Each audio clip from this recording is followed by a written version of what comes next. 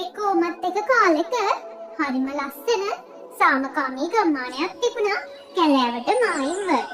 එක දවසක් ගමේ එක ගෙදරක පුංචි ගෑනු ළමයෙක් තිබුණා.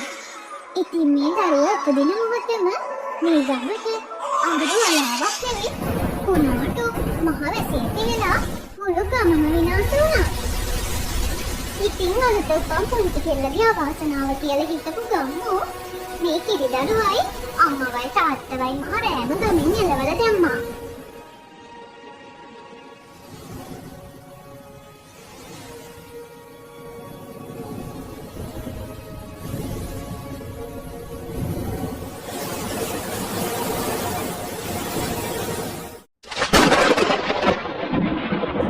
දරුවට සීතල ඇති කමලෝ මෙන්න මේ රෙදි කෑලින් හොඳට උතන්නකෝ. ඇයි දෙවියනේ මේ මිනිස්සු අපිට මෙහෙම කරේ? මේ අයින්සක දරු පැටිය වරගෙන අපි කොහේ යන්නද? මන් දන්නෙත් නෑ කමලෝ. ඒත් මේ මිනිස්සු අපිව දැක්කොත් අපි තුන් දෙනාව මරලා දායි. අපි මේ කැලෑවටවත් යමුද පියදාස? දරුවගේ ජීවිතේ බේරගන්න මේ රෑ අපිට කරන්න තියෙන එකම දේ ඒක විතරයි කමලෝ. හිත හදාගෙන අපි මේ කැලෑවට යමු. මේ කැලේ ඉන්න සත්තු ගමේ මිනිස්සු තරම් නරක නැතුව ඇති පියදාස.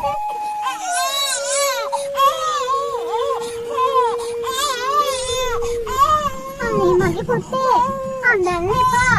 අර මිනිස්සුන්ට ඇහි. අපි ඉක්මනට යමුකෝ පියදාස.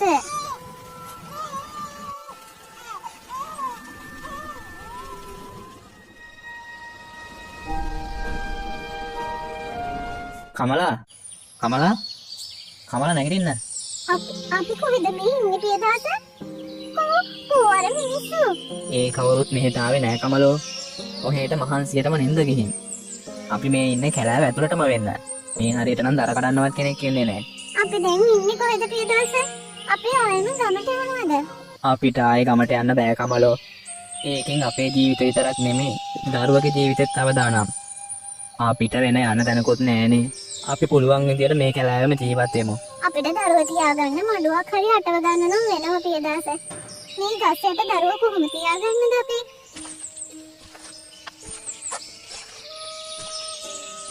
මෙන්න මේ වැටිච්ච ගහුරට වෙලා ඔහේ දරුවත් එක්ක ඉන්න කමලෝ. මම මේ ආවට කරක් ගහලා එන්නම්කෝ. සමහර විට අපිට ඉන්න තැනක් හොයාගන්න බැරි වෙන එකක් නෑ. ඔන්න ඉතින් කමලවයි දරුවවයි ආරක්ෂිත තැනක තියපු පියදාස මුළු කැලෑවම සීරුවා තමන්ගේ පවුලට හොඳ වාසස්ථානයක් හොයාගන්න. ඉතින් පියදාස දකිනවා ලොකු රෝස්ස ගහක් ළඟ තිබුණු ගල් ගුහාවක්. පියදාස ඉක්මනින් මේ යවට සුද්ධ කරලා හරිම ලස්සනට මේ තැන හදා ගන්නවා.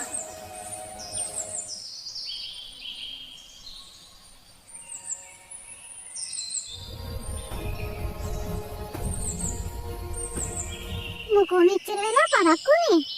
අපිට ඉන්න නියම තැනක් ඔන්න මං හොයාගත්ත කමලෝ. එතන නම් කිසිම කරදරයක් නැතුව අපිට ඉන්න පුළුවන් වෙයි. යමුකෝ මං ඔයාලට පෙන්නන්න.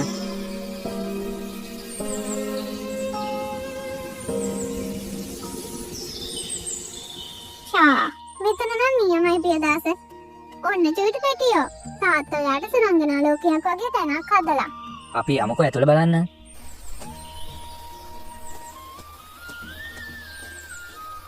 මෙතන හරිම ලස්සනයිනේ පියදාස. අපිට මෙතන බය නැතුව දරුවව තියාගන්න පුළුවන් වෙයි. ඒත් මට තාමත් හිතට දුක. අපි එකම හොඳට හිටපු අපේම ගමේ මිනිස්සු අපිට මෙහෙම සලකපු එක. එහෙම තමයි කමලෝ මිනිස්සු. අවස්ථාව හැටියට වෙනස් වෙනවා. අපිට මේ කැලෑව කන්න දෙයක් හම්බ වෙයිද පියදාස? අපිට මේ කැලෑවේ ගයක් හම්බුණා නම් අනිත් දේවල් හොයාගන්න බැරි වෙන එකක් නෑ කමලෝ. අනේ අපිට අපේ චූටි පැටියට නමක් දාන්නවත් බැරි වුණානේ. අපි දරුවට නමක් දාමුද පියදාස? අපි අපේ දරුවට නම දාමු වනමලී කියලා. අපේ දරුවා මේ මුළු කැලෑවටම පිපුණු ලස්සන මලක් වගේ ඇති දැඩි වෙයි කමලෝ. ඔන්න ඉතින් පියදාසගේ කමලගේ ආදරේ මැද වනමලී ටික ටික උස්මහත් වුණා වගේම පියදාසක් කැලෑව ආසන්නයේ තිබුණු හේන් පිටි වලින් අරගෙන ආපු බවබෝග වගා කරලා කැලෑව ඇතුළෙම ලස්සන වගාවක් දැම්මා. ඉතින් ඔහොම කාලයක් ගෙවිලා ගියා. වනමලී දැන් ලොකු ළමයෙක්. ඔය කොහෙද මලී ඔයා දුවන්නේ? අම්මේ මම මේ චීටු එක සෙල්ලම් කරන්න යනවා. ඈතට එහෙම යනවා නෙමෙයි හොඳේ. නෑ නෑ මේ ළඟට යන්නේ. මං සෙල්ලම් කරලා එන්නම්කෝ.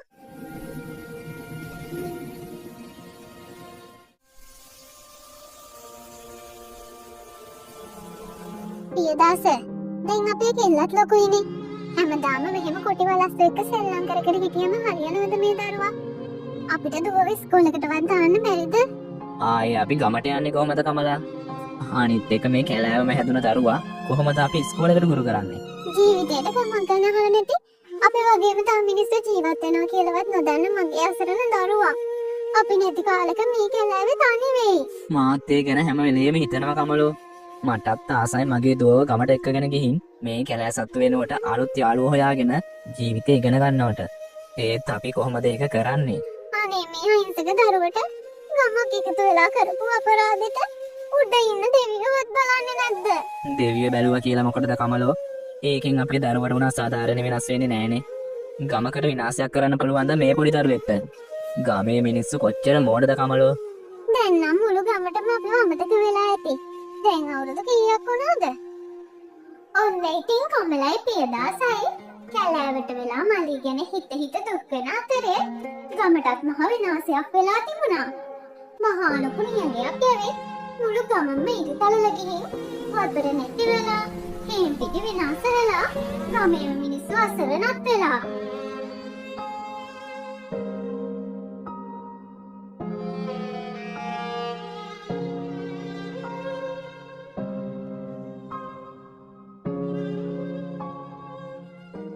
මේක නම් මහ කර්මයක්. බොන්න වතුර බින්දුවක්වත් නැහැ. එහා ගමේ අය වතුර ටිකක්වත් නොදුන්නා නම් අපේ මේ මහ පොළවත් එක්කම වේලිලා ගිහින්. කන්න 10ක ගෙඩියක් තියා කොලයක් නෑ කමලෝ. තා ටික දවසෙන් කොහොමත් අපි මැරිලා යයි. ඒක නෙමෙයි. සයිමන් මාමා කිව්වා කවුද තාපසතුමෙක් ඉන්නවලු. ඒතුමා හම්බ වුණොත් මේ ප්‍රශ්නෙට විසඳුමක් හොයා ගන්න පුළුවන් කියලා. ඉතින් අනේ තවත් හිත ඉන්නේ නැතුව ගිහින් උන්නාන්සලා හම්බ වෙන්නකෝ. සයිමන් මාමා හෙට උදේම යන්නම් කිව්වා සුමනෝ. උන් ගිහින් ආවම අපි බලමුකෝ. මේ කර්මෙන් අපිට ගැලවෙන්න ක්‍රමයක් තියෙන්නත් එපැයි.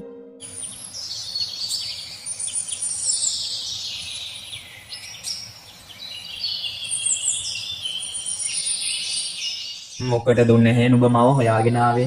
අනේ තාපසතුමනි, අපේ ගමට මහ විනාශයක් වෙලා. අපේ මුළු ගමම නියඟයකට මැදි වෙලා. අපිට කන්න වතුර කිසිම දෙයක් නෑ. මම දන්නවුන් නැහැ නුඹලාට ඔය ඉරණ මත් වෙන බව. ඔය දේ සිද්ධ වුණේ නුඹලගේ ගමේ උදවිය නිසාමයි. අපි අන්දමයි. මොකද තාපසතුමනි අපි කරපු වරද? නුඹට මතකද උන්නේ නැහැ?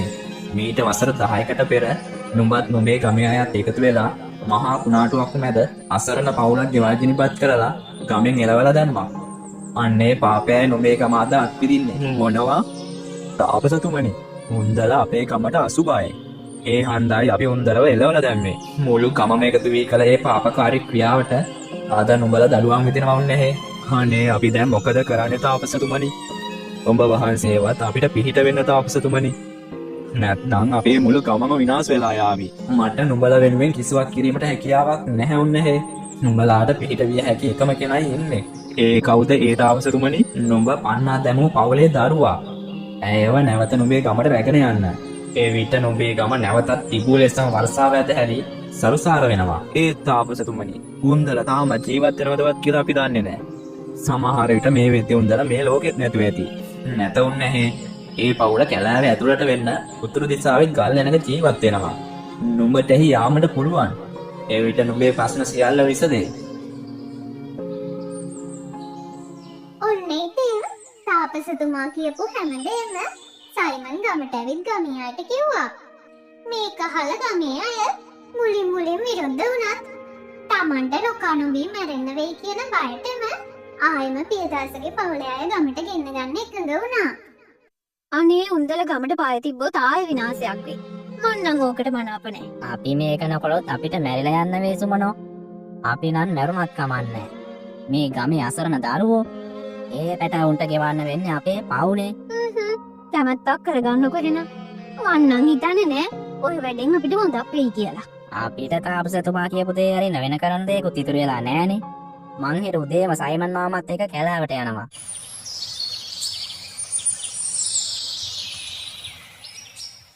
අම්මේ අන්න මං ආවා. උදේ පාන්දරම මල් හැරෙන්නත් කලින්ම කොහෙද ළමයෝ මේ ගියේ? මං ගියා යාළුවෝ එක්ක කැලෑවට මල් පිපෙනවා බලන්න.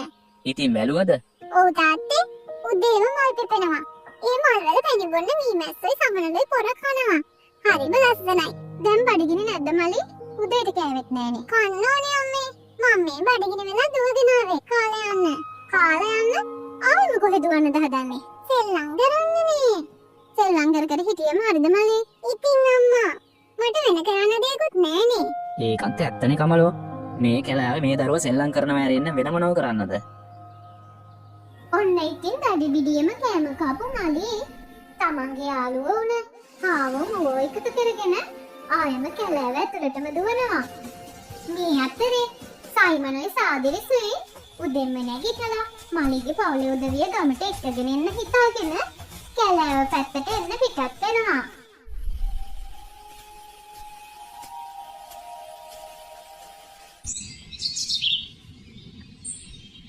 මේ ගමන නම් හිතන තරම් ලේසි වෙන එකක් නෑ සයිමන් මාමේ. අර මොකෝ සාදිරිස්. ධර්මිටියක් කඩා ගන්නවත් මේ ගණ කැලෑවට පය නොතියපු අපි මේ කැලෑ ගියක් හොයාගන්නේ කොහමද මාමේ? කොහොම හරි යන්න වෙනවනේ සාදිරිස්. නැත්නම් මේ නියඟ ඉවර වෙද්දි අපි මැරිලා ඉඳී. තාපසතුමා කියපු සලකුණ හොයාගෙන අපිට යන්න බැරි වෙන එකක් නෑ. එහෙනම් පය ඉක්මන් කරලා යමු සයිමන් මාමේ. රෑ වුණොත් මේ ගණ කැලෑව මැද අපි අතරමං වෙයි. පියදාසල ගමෙන් එළවලා අවුරුදු 10ක් ගියා. අපිට විපතක් වෙනකන් ගමේ එකකුටවත් හොඳල මතකුන්නේ නෑනේ බොල. අපේ අතින් උන වරදට පියදාසලා අපි එක්ක ආයෙම ඒද සයිමන් මාමේ? දන්නේ නෑ බොල.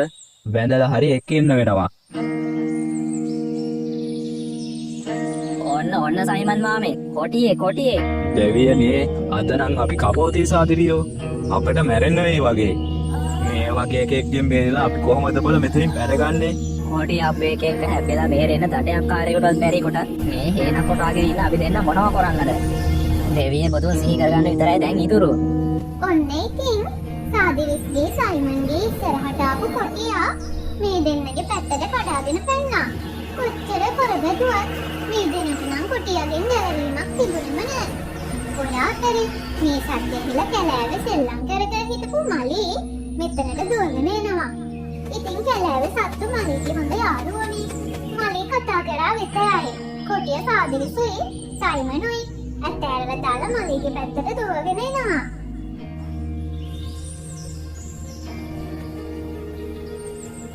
කවුද ඔයාලා? ඔයාලත් මම වගේමයිනේ. මේ කැලෑවල ඔයාලත් ඉන්නේ? නෑ ළමයෝ. අපි මේ කැලේට මායිම්ම තියෙන ගමෙන් ආවේ. ගම? ඒ මොකද්ද ඒ ගම කියන්නේ? මං අදමයි ඇහුවේ. එහෙ ඔයාලා වගේ තමයි ඉන්නවද? ඔව් ළමයෝ. ඔය ළමයා පියදාසගේ දුවද? ඔව් අපේ තාත්තා තමයි පියදාස. ඔයගොල්ලෝ ආවේ අපේ තාත්තව මුණ ගැහෙන්නද? ඔව් ළමයෝ. අපි ඔය එක්ක යනවද ඔය ළමයාගේ තාත්තා ඉන්න තැනට?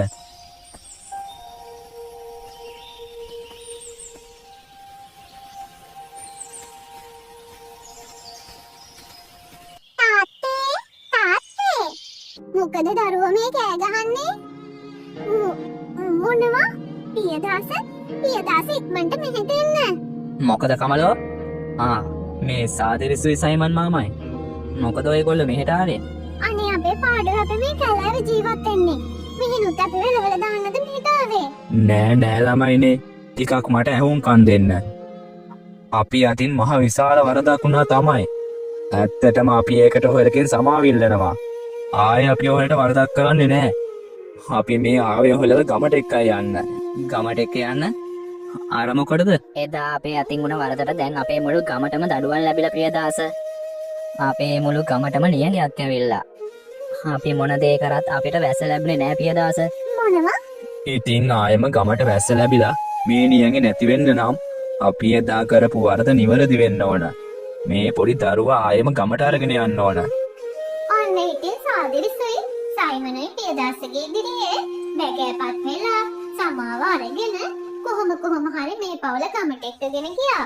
ඉතින් කවදාවත්ම ගමක් නොදකපු තවත් මිනිස්සෙක් නොදකපු මලී ගමට අඩිය තියුව විතරයි නියඟේ ඉවර වෙලා මහ වැස්සක් ඇදහැළුණා. ඉතින් ගමේ හැමෝම එකතු වෙලා මලීගෙන් සමාව අරගෙන මලීත් ඉන්න ගෙයක් හදලා දුන්නා වගේම මලීව හරිම ආදරෙන් බලාගත්තා.